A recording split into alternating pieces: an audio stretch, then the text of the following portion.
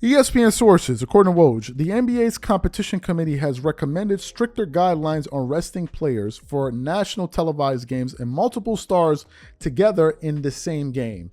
The league's board of governors expected to vote Wednesday to pass the measures. The NBA will have the ability to sanction teams with bigger financial fines for violation for resting rules. I then went to Woj's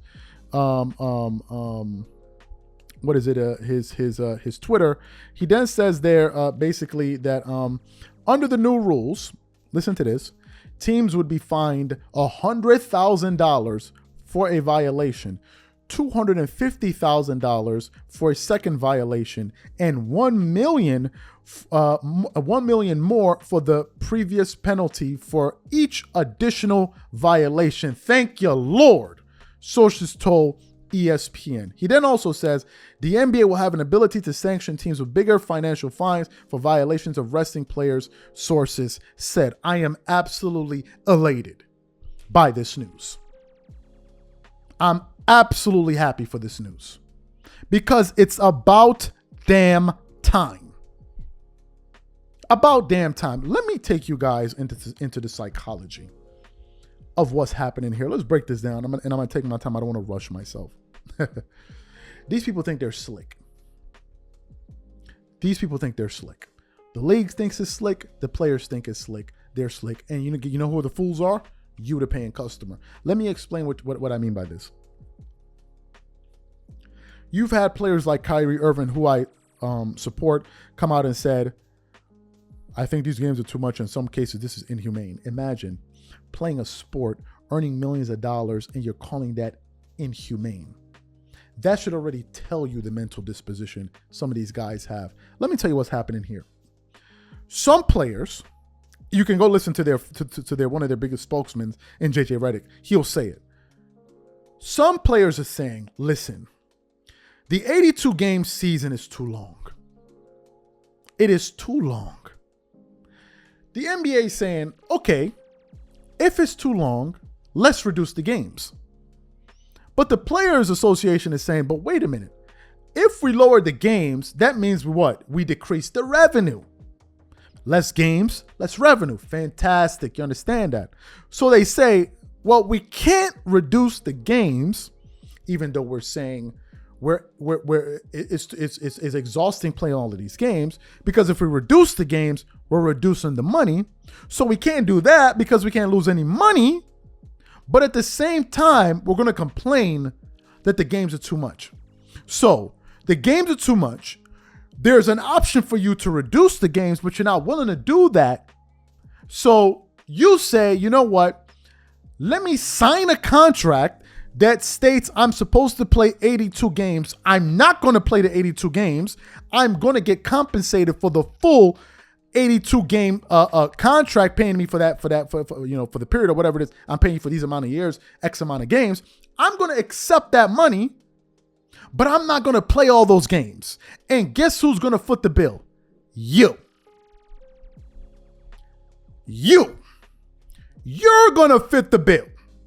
You, the paying customer, is the fool here. We're going to figure this thing out at your expense. And if it means us sitting out big games, so be it. If it means us sitting out on road games when we only get to travel to that city once in a year, so just think about it.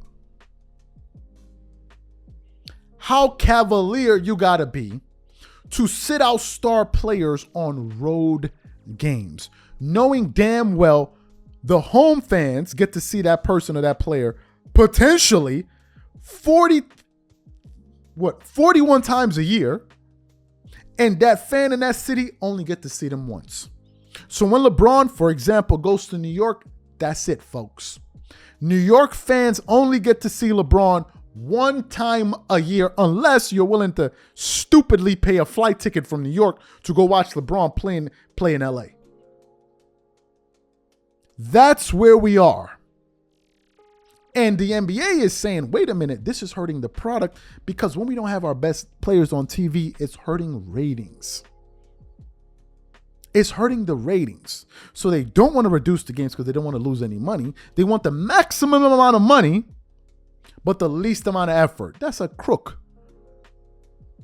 You're supposed to render the services that you're being paid for. If I pay you $100 for $100 worth of service and you give me $80, you and I are going to have problems.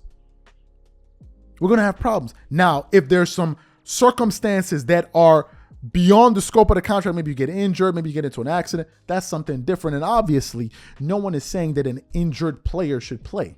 No one is suggesting that. What we're saying is, why are you resting players that are not injured? Which takes us back to the quotes that Kobe Bryant had to say, which was the following. Kobe says it's your damn job to ensure that you're ready to play an 82-game season. It's your bloody job to ensure that you're ready. That's what Kobe said. A lot of these guys look up to Kobe. Ain't none of them like him. He said it's your job to ensure that you're ready. When he was on ESPN, First Take, and he did his last interview, Max Kellerman, they asked him, they said, what would you do? How would you take it if an organization told you to load manage?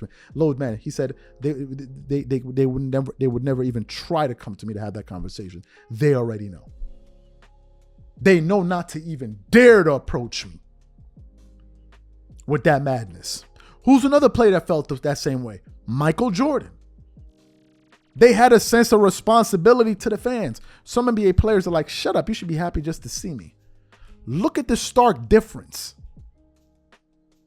And most of these players will never be remembered on the level that Kobe and Jordan and these guys were. Never. So I'm happy that the NBA is putting its foot down. You got to make this a financial penalty.